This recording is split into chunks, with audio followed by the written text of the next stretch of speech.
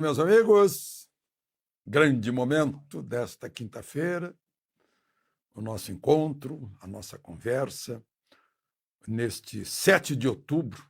Hoje é o primeiro dia da era judaica, que começou 3.761 anos antes do nascimento de Cristo, antes da era cristã. Pelos judeus, este agora é o ano 5.780, o que não é nada perto da idade da Terra, né, que calculam assim mais de 4,5 bilhões de anos. 4,5 bilhões de anos. E nós, humanos, calculam que aparecemos assim há 350 mil anos.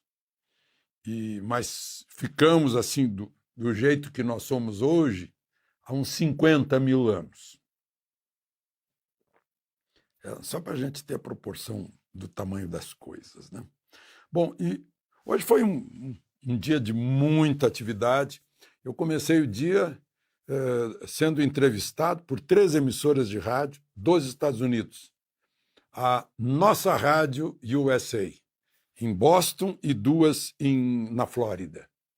Foi muito bom, uma bancada de entrevistadores extraordinária, da melhor qualidade, e choveu pergunta de brasileiros. E todas perguntas inteligentes, muito consistentes as perguntas. Tive um prazer enorme de participar dessa entrevista. E foi um dia também que eu mediei segundo dia de debate sobre a Amazônia, do Instituto General Vilas Boas. Hoje foi com meu amigo de décadas, delegado federal Mauro Espósito, que foi superintendente na Amazônia durante muito tempo, tem um currículo muito longo na Polícia Federal, e ele mostrando, né, como a droga entra por lá, principalmente do Peru, né, e que é preciso reagir. Falou também das ONGs, né? Na véspera eu lembro que falei para vocês do jornalista Lourenço Carrasco, que denunciou as ONGs como porta de entrada colonizadora das antigas potências coloniais da África, que estão de olho principalmente na nossa Amazônia. Isso é muito claro, que estão lá não é pela população, porque se fosse pela população, eles iam para o Nordeste, né, que tem muito mais gente. E eu lembro também que o ex-superintendente da Zona Franca, empresário nascido lá, o Jorge Nascimento, falou muito da necessidade de desenvolver mais os 9 estados da região amazônica para dar mais bem-estar e nós colonizarmos o nosso território, ocuparmos o nosso território para evitar ambições, né? Uma área pujante de presença humana fica diferente, né? Vejam Taiwan e a China. Taiwan tem uma presença forte lá, embora a China queira. Bom, então era isso de conversa inicial. Não esqueça de se inscrever e, ao final, de dar o seu gostei ou não gostei.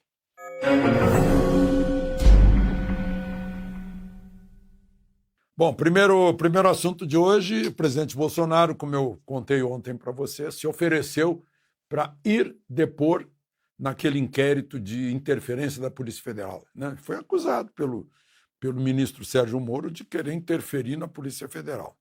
Querer interferir na Polícia Federal significa interferir em inquéritos, em investigações, né?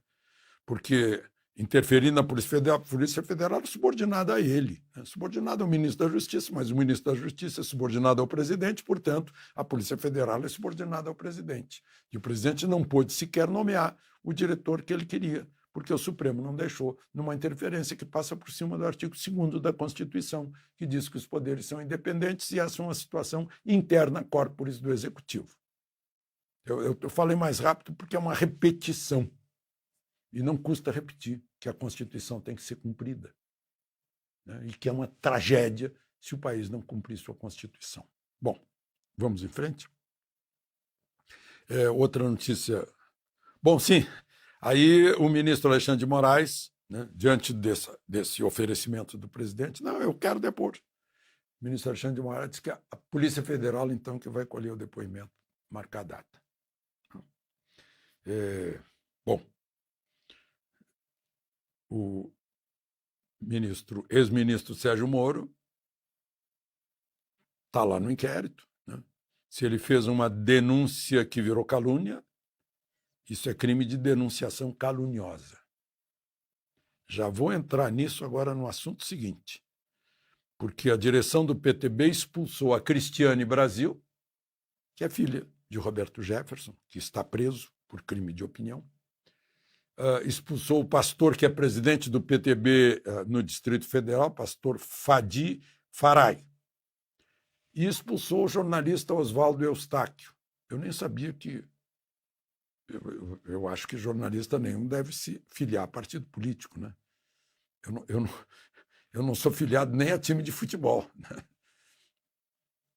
Eu acho que a gente tem que manter um equilíbrio, né? Bom, mas enfim, foi expulso o jornalista Oswaldo Eustáquio do PTB. Motivo: disseminação de fake news sobre o partido, principalmente contra a vice-presidente do partido, Graciela Nianov. Espera aí, disseminação de fake news, só para esclarecer, não é crime. Vou repetir, não é crime. A Constituição diz que crime, para alguém ser acusado de um crime, esse crime tem que ser anteriormente considerado crime pela lei. Não existe nenhuma lei falando em crime de disseminação de fake news. Não existe. Não tem nada disso no Código Penal. Agora, se for calúnia, aí está no Código Penal há muito tempo. Calúnia, injúria e difamação. Né? Aí sim. Então vamos empregar os termos corretos. Eu não sei se a direção do partido empregou esse termo ou se foi na notícia que eu li no computador. Né? Bom, vamos ao outro assunto. CPI. O senador Girão, gente, o senador Girão conseguiu muito mais entrevista, muito mais assinatura para criar a CPI do que o senador lá do Amapá, Randolph. Randolph conseguiu 31, mas Girão conseguiu 45, algo assim.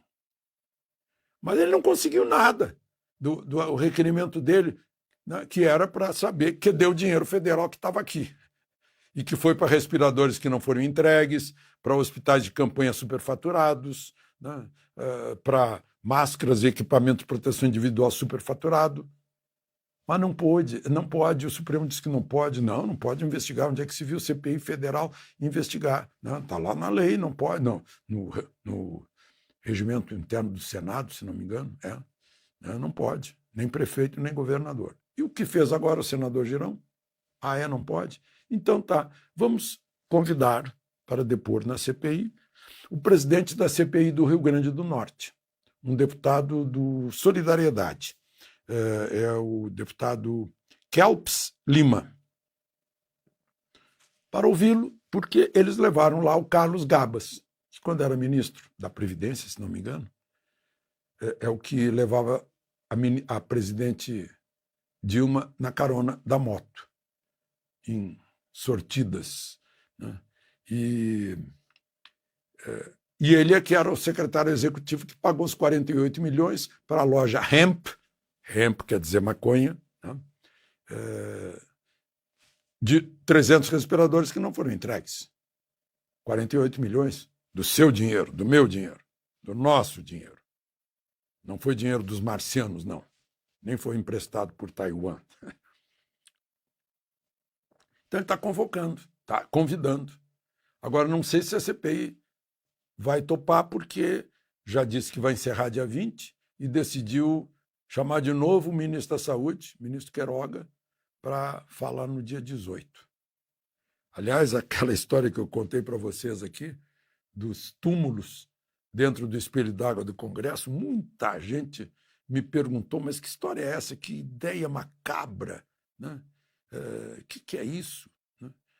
Bom, eu acho que se o Congresso devesse ser obrigado a todo dia lembrar isso, se ele fosse causador, se ele tivesse inventado esse vírus, por exemplo, né, que matou tanta gente no mundo, aí eu acho que caberia. Mas eu acho que tem que botar túmulo na frente de quem inventou o vírus, né? Aí sim. Né? Ou de quem disseminou, ou de onde saiu. Né? Bom, uma outra questão aí que eu queria comentar com vocês, né? Gente, eu estava ouvindo, eu gosto de ouvir as pessoas com quem a gente tem contato, e pessoas que viajam de ônibus, o que se conversa nos ônibus? Né? E a conversa era o seguinte: pois é, estão querendo culpar o presidente pela carestia. Só que acham que a gente não sabe que o que causou a carestia foi esse pessoal que mandou fechar tudo, causou desemprego, causou falência, causou queda da economia. Né? Eu ouvi isso deles. A gente não cai nessa. O presidente não queria fechar. O presidente queria continuar, que todo mundo continuasse trabalhando, para depois não vir a conta. Né? Veio a conta cara, o governo teve que sustentar 60 milhões de pessoas. Né? Sustentar não, mas ajudar. E esse dinheiro sai de onde? Né? Então tudo fica caro. Só que na Europa está muito mais caro. E com muito menos crescimento e com muito mais problema. Como eu mostrei aqui, o gás na Alemanha, na França, mais do que duplicou de preço. Na Inglaterra chegou a 300% de aumento. Aí a energia, então, foi nas alturas. E o pior é que desabastecimento, inclusive nos Estados Unidos. Isso aqui a gente não teve, desabastecimento. Né? Então, as pessoas, ainda bem, né? As pessoas estão descobrindo a luz. Não tem mais aquela história de deixa que eu penso por você. Né? Acredite aqui na gente. Né? Esse pessoal aí de rede social, eu vi um uníssono de televisões americanas dizendo que a rede social faz muito mal para a democracia. A rede social faz muito bem para a democracia, porque a verdade vos libertará. De Brasília, Alexandre Garcia.